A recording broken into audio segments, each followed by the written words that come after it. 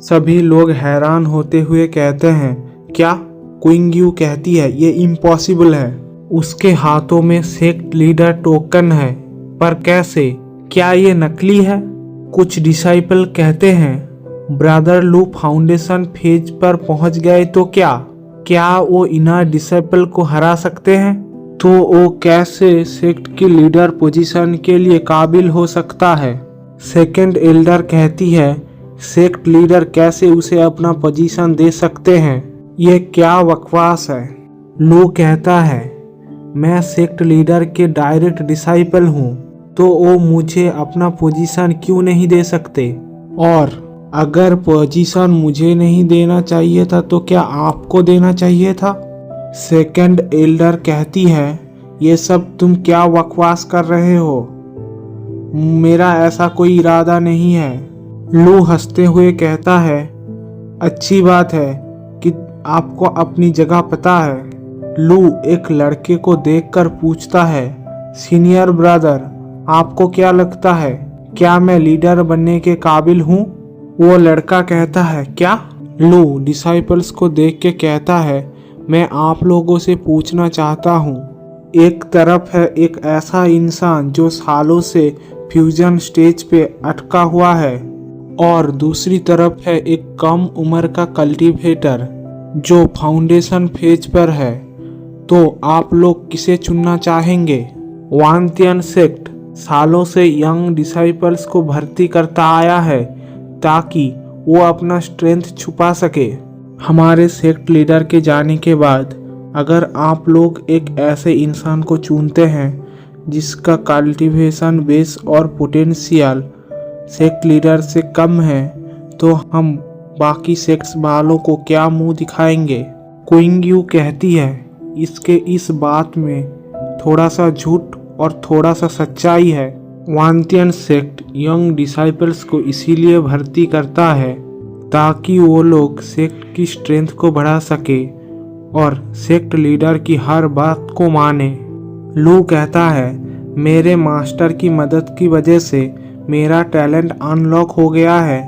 मैं उन दोनों कैंडिडेट से आगे निकल गया हूँ।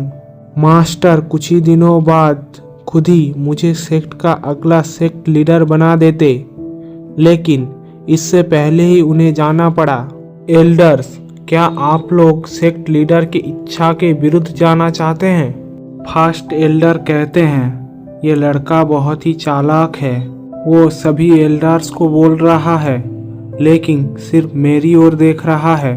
फर्स्ट एल्डर लू से पूछते हैं, क्या तुम्हें पता है सेक्ट लीडर की रिस्पॉन्सिबिलिटीज क्या क्या है? कुइंग लू से कहती है, तुम कह रहे हो कि तुम्हारा टैलेंट हम दोनों से ज़्यादा है। तुम इस बात का फ़ायदा उठा रहे हो कि तुम मुझसे पहले फाउंडेशन लेवल पे पहुंच गए। फाउंडेशन लेवल में पहुंचने का मतलब ये नहीं कि तुम मुझसे ज़्यादा ताकतवर हो। कुइंग अपना तलवार निकालते हुए कहती है, लू चैंग, मैं तुम्हें चैलेंज करती हूँ। सेकंड लीडर मन ही मन कहती है, कुइंग उसका घमंड तोड़ दो। लू कहता है, अगर मैं तुम्हें एक अटैक में नहीं हरा पाया तो मैं सेक्ट लीडर का पोजीशन छोड़ दूंगा। कुइंग लू के ऊपर एक खतरनाक स्वॉर्ड स्ट्राइक करती है। फैंग कहती है, ये तो स्पिरिट रैंक का तलवार है, द क्विंसा स्वॉर्ड। सेकंड एल्डर कहती है, इस स्पिरिट रैंक के तलवार के साथ जो मैंने पर्सनली रिफाइन किया है, कुइंग जरूर जीत जाएगी। फर्स्ट एल्डर कहते हैं, लू चैंग ने अभी अभी ब्रेक थ्रू किया है, उसका बेस अनस्टेबल है, इसलिए वो कुइंग से ज़्यादा ताकतवर नहीं हो सकता। उसका हथियार भी कुइंग के हथियार के सामने बहुत कमज़ोर है। उसके पास जीतने का कोई भी चांस नहीं है। कुइंग बहुत तेज़ी से लू चैंग की तरफ बढ़ने लगता है। तभी एक धमाका होता है। डिसाइपल में से एक कहता है, क्या लू चैंग ठीक है? और एक डिसाइपल कहता है, वो कैसे ठीक हो सकता है, वो एक स्पिरिट रैंक का तलवार है। चारों ओर धुआं धुआं हो जाता है। लू पूछता है, क्या तुम यही कर सकती हो? कुइंग हैरान हो जाता है। लू कहता है, तुम बहुत ही कमज़ोर हो। धुआं छटने पर सभी लोग देखते हैं लू ने कुइंग की तलवार को सिर्फ हाथों से पकड़ रखा है।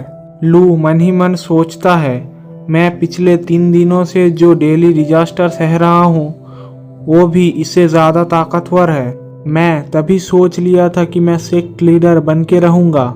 मुझे सारे के सारे रिसोर्स हासिल करने हैं ताकि मैं और भी ज़्यादा स्ट्रॉन्ग बन सकूं, कोई भी मेरे ऊपर कंट्रोल ना कर सके। मुझे सेक्ट लीडर को भी मारना है। तभी क्विंग अपनी तलवार छोड़ के पीछे हटने लगती है। लू कहता है, मुझे माफ करना सीनियर सिस्टर क्विंग। तभी लू क्विंग के ऊपर एक अटैक कर देता है। सेकेंड एल्डर कहती है रुको, पर लू उनकी बात नहीं मानता। क्विंग के मुंह से खून आने लगता है। वो झिटकते हुए पीछे जाने लगती है। सेकेंड एल्डर हवा में क्विंग को पकड़ लेती है। लू कहता है, मैं जीत गया। 3 कैंडिडेट में से क्विंग मुझसे हार चुकी है। जूनियर सिस्टर फेंग, क्या आप भी मुझसे कॉम्पीट करना चाहती हैं? फेंग कहती है नहीं। थर्ड एल्डर कहते हैं, ये लड़का बहुत ही ज्यादा ताकतवर है। सेकेंड एल्डर क्विंग को एक पिलर पे टिकाती है और गुस्से में लू को कहती है, मैंने तुम्हें रुकने के लिए बोला था, क्या तुमने मेरी बात नहीं सुनी? लू कहता है, मैंने सुना है, पर मैं आपकी बात क्यों सुनूं?